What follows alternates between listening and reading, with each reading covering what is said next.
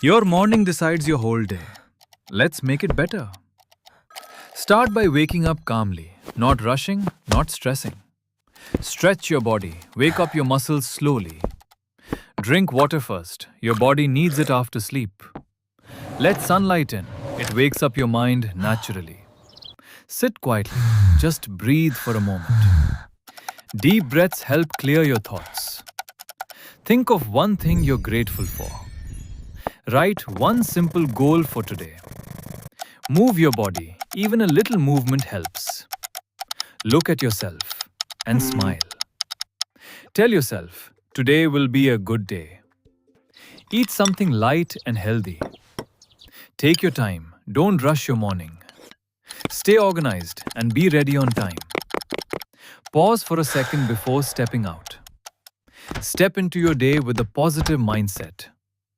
Small habits, big changes. Start tomorrow morning.